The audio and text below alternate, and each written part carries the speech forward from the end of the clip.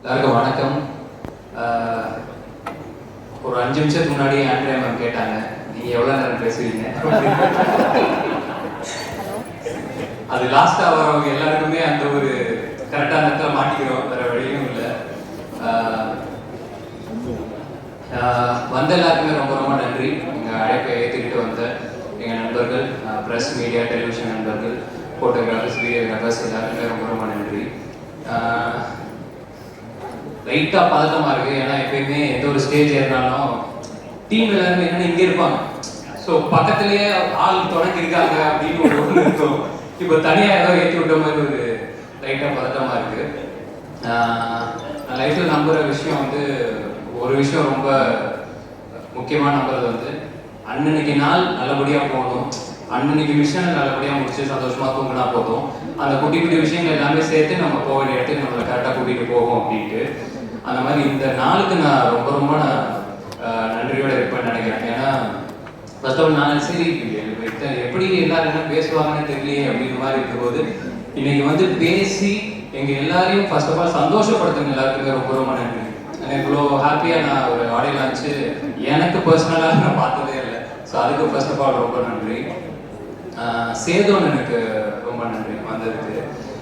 ஏன்னா என்னோட ஃபர்ஸ்ட்டு நான் தேட்டரில் என்னோட முகம் வந்தது அப்படின்னா பீஸா படத்தில் தான். ஸோ பீஸா படம் பார்த்துட்டு ஓகே ஒன்றுமே இல்லாத ஒரு ஆளாக இருந்தாலும் டெஃபினட்டாக நம்ம உண்மையாக வேலை செஞ்சால் நம்ம ஆசைப்பட்டது நம்மளுக்கு நடக்கும் அப்படின்னு அந்த நம்பிக்கை எனக்குள்ளே விதைச்ச பல பேரில் சேதுன்னு ஒருத்தன். ஸோ அந்த நம்பிக்கை அன்னைக்கு அவர் விதைச்சதுக்கு ரொம்ப ரொம்ப நன்றி. வெற்றி சார் பற்றி கடைசியாக பேசலாம் அப்படின்னு வச்சுருந்தேன். ஆனால் இந்த படம் ஆரம்பித்ததே அங்கேருந்து தான், அவர்கிட்ட இருந்து தான். அதனால் நான் அங்கேருந்தே ஆரம்பிச்சிடலான்னு பார்க்குறேன். வெற்றி சார் ஆஃபீஸ்லேருந்து ஃபர்ஸ்ட் ஒரு நாள் ஃபோன் வந்துச்சு, கால் பண்ணி கூப்பிட்டாங்க. சரி சாரை பார்த்துட்டா ஃபார்மலாக ஒரு 5-10 நிமிஷம் பேசிட்டு ஓகே கதை கேட்டுட்டு சொல்லுப்பா அப்படின்னு சொல்லி அனுப்பிச்சி விட்ருவாரு அப்படின்னு நினச்சா சாரே தான் கதை சொன்னார். ஒரு ஹோல் கிரக்ஸ் ஆஃப் த ஸ்டோரியை ஒரு ½ அன் ஹவரில் சொல்லி முடிச்சுட்டு அதுக்கப்புறம் ஒரு 1 மணி நேரம் 1.5 மணி நேரம் பேசியிருப்போம்னு நினைக்கிறேன். என்னன்னா ஒரு கதையை சார் இவ்வளோ நம்பி சொல்கிறாரு அப்படின்னா அவரு அந்த கதை மேலே வச்சிருக்கிற நம்பிக்கை என்ன அப்படிங்கிறத மட்டும்தான் நான் நம்பினேன். அவர்கிட்ட நான் ஒன்றே ஒன்று தான் நான் சொன்னேன், சார் நான் உங்களை நம்பி வரேன், நீங்கள் பார்த்துக்கோங்க சார் அப்படின்னு. அவ்வளோதான். இன்னைக்கு வரைக்கும் பார்த்துட்டு இருக்கீங்க சார், ரொம்ப நன்றி சார். அண்ட் ஒரு அதுக்கப்புறமேட்டு எனக்கு என்னன்னா ஃபர்ஸ்ட் மீட்டிங்கில் ஒரு பெரிய ஆள் கிட்ட போகிற மாதிரி ஒரு ஃபீலிங்கே இல்லை. சில பேர்கிட்ட மட்டும்தான் நம்மளுக்கு அவ்வளோ டக்குன்னு பழக வராது. எனக்கு என்னன்னா ஒரு பாயிண்ட்டுக்கு அப்புறம் ரொம்ப ஜாலியாகிடுச்சு அவர் கூட பேசுறது. ஏன்னா ஒரு நாள் ஃபோன் பண்ணாரு, இல்லை சும்மா தான் அடித்தேன் அப்படின்னாரு. பரவாயில்ல சார், சும்மா அடிக்கும்போது நம்மளுக்கு அடிக்கிறாருன்னா சும்மா சொன்னாரா நல்லா தெரியல. எனக்கு அதெல்லாம் வந்து பயங்கர ஜாலியாகிட்டு இப்போ நான் சும்மா இருக்கும்போது அடிப்பேன். அப்புறம் சார் எப்போ சார் ஷூட்டிங் வருவீங்க, வரலன்னா போர் அடிக்குது சார் அப்படின்ட்டு எல்லாம் பேசி ஒரு பாயிண்ட்டுக்கு அப்புறம் எனக்கு என்னன்னா அவர் என்ன ஃப்ரெண்டாக நினைச்சாருன்னு எனக்கு தெரியல. எனக்கு முக்கியமாக படல, நான் ஒரு ஃப்ரெண்டாக நம்பிட்டேன். ஓகே நம்ம இப்படியே போயிடலாம், ரொம்ப சந்தோஷமா இருக்கு. ஏன்னா அவ்வளோதான், இந்த பஸ்ஸு போய் நின்றுச்சு அப்படின்னா இதுக்கப்புறம் இந்த பஸ்ஸில் ஏற முடியுமான்னு தெரியாது. அதனால ஜன்னலை காற்று அடிக்கிற வரைக்கும் அந்த காற்றை ஃபுல்லாக வாங்கிருக்கும்னு மட்டும் நான் நம்பிட்டேன். சந்தோஷமா இருந்தது சார். இந்த ஓவரால் ஜேர்னி வந்து ஆக்சுவலாக இன்னைக்கு ஒரு மாதிரி ஐயோ முடிய போதா அப்படின்ற மாதிரி இருக்கு. படம் ரிலீஸ் ஆகும் போது சந்தோஷமா இருந்தாலும் இது ஒரு பக்கம் இருக்கு. ஒரு நாள் வந்து சார் கொஞ்சம் டவுனாக இருந்தார். எனக்கு சொக்கனனை பற்றி பர்சனலாக எனக்கு அவ்வளோ தெரியாது, இந்த படத்தில் தான் அறிமுகம். சார் டவுன் வந்து என்ன சார் என்னாச்சு அப்படின்னு பார்த்தீங்கன்னா, இல்லை நான் வந்து இந்த இண்டஸ்ட்ரிக்கு நானும் சொக்கோ ஆல்மோஸ்ட் ஒரே டைமில் தான் வந்தோம். நான் அசிஸ்டன்ட் டைரக்டராக வரும்போது சொக்கோ வந்து அசிஸ்டன்ட் மேனேஜராக ஜாயின் பண்ணுறாரு. இன்னைக்கு வந்து இத்தனை வருஷம் கழிச்சு சொக்கு முதல் படம் பண்ணுறாரு. நல்லபடியாக அந்த படம் வந்து சேர்ந்துடணும், கரெக்டாக வந்து இதாக இருக்கணும். ஏன்னா படத்தோட பிஸ்னஸ் அது இதுன்னு எல்லாத்தையும் கொண்டு போய் கரெக்டாக லேண்ட் பண்ணிடணும்.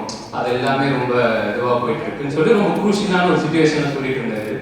சொல்லி முடிச்சதுக்கப்புறம் என்ன சார் சுச்சுவேஷனை பார்த்தா ஆடுங்கிறதோட இன்டர்வல் பிளாக் மாதிரி இருக்குது அப்படின்னு சிரிச்சுட்டு ஆமா கொஞ்சம் அந்த மாதிரி தான் இருக்குல்ல அப்படின்னாரு. அப்போ நீங்கள் தானே சார் நான் உங்கள் கையில் இருக்கிற சேவலா சார்? கண்டிப்பாக பார்த்தேன் அடிச்சிருன்னு நம்புறேன் சார். அந்த நம்பிக்கையில் இருக்கிறேன்.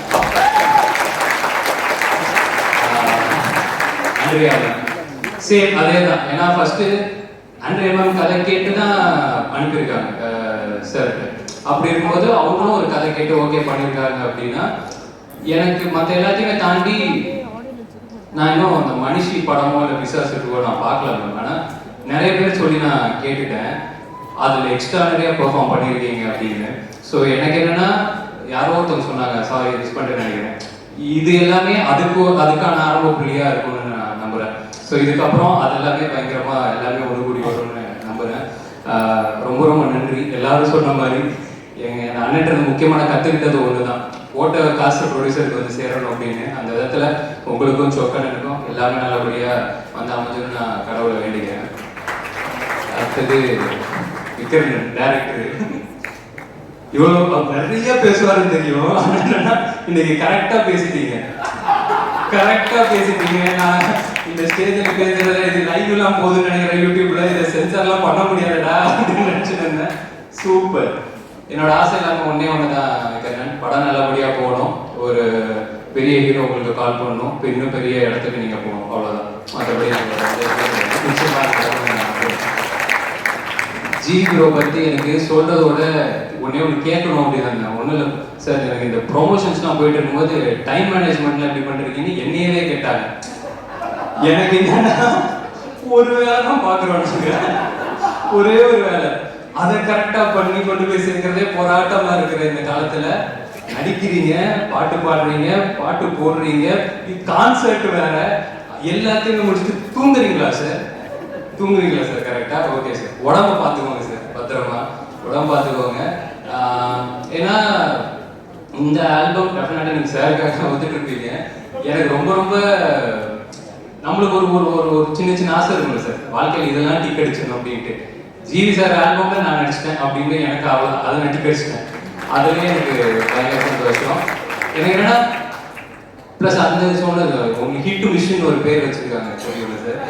அந்த மிஷின் இந்த படத்தை நல்லா தள்ளிடும்னு நான் நம்புறேன்.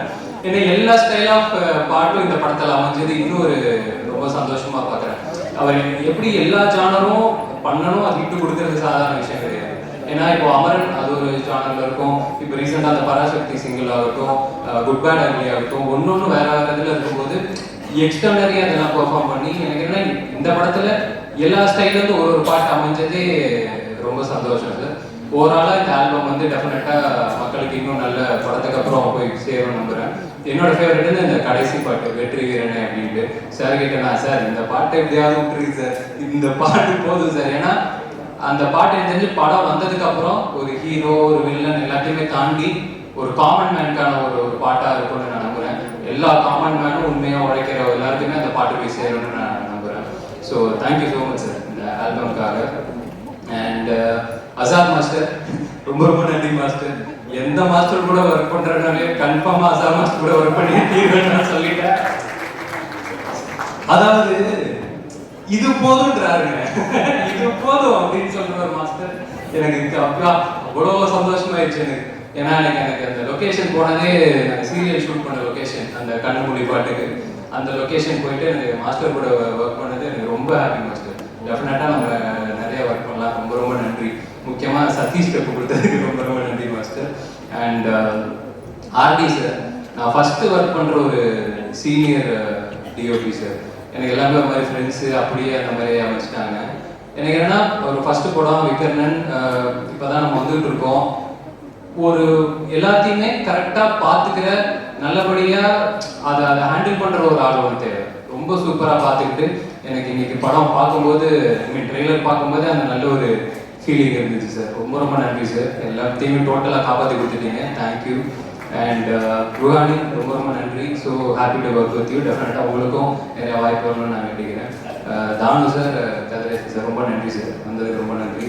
பவன் சாரோட பர்ஃபார்மன்ஸ் வந்து அதுவும் நிறைய பேர் சொல்லிட்டாங்க.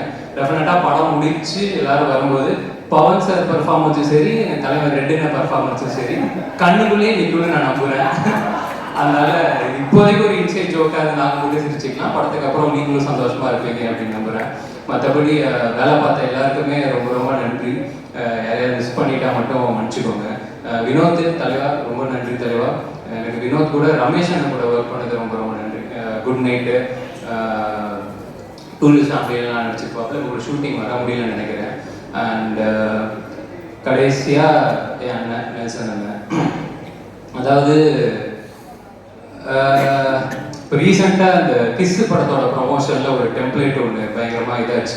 நம்ம சதீஷ் வந்து சொல்லியிருப்பாப்பா அப்போ என்னை தடுத்து நிறுத்துடுச்சு அப்படின்னு தப்பு பண்ணும்போது, அந்த மாதிரி லைஃப்பில் முக்கியமான டைமில் என்னை தடுத்து நிறுத்தி கரெக்டாக ஆரம்பித்த இடத்துலேருந்து இப்போ வரைக்கும், இப்போ இந்த படத்தோடு நான் எதுவுமே கேட்கல, ஆனால் கேட்டாலும் சரி கேட்கலாலும் சரி கூடவே இருந்து இப்போ வரைக்கும் பார்த்துக்கிட்டு, தெரியல எத்தனை பேருக்கு இது அமையும் அப்படின்னு தெரியல. தேங்க்ஸ் சொல்லி சிம்பிளாக முடிக்கவும் முடியாது. ரொம்ப ரொம்ப நன்றிண்ணே வந்ததுக்கு எல்லாத்துக்குமே ஓவராலாக. மற்றபடி நவம்பர் 21 படம் ரிலீஸ் ஆகுது.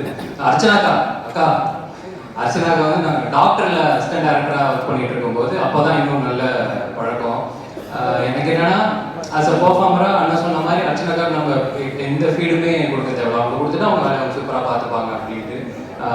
உங்கள் பொட்டன்ஷியல் அளவுக்கு இந்த ரோல் அங்கே இது போடாமல் எனக்கு தெரியல. ஆனால் டெஃபினட்டாக இன்னொரு படத்தில் நிச்சயமாக பயங்கரமாக ஒர்க் பண்ணணும்னு எனக்கு ரொம்ப ரொம்ப ஆசை. நிச்சயமாக அதுவும் நடக்கணும்னு.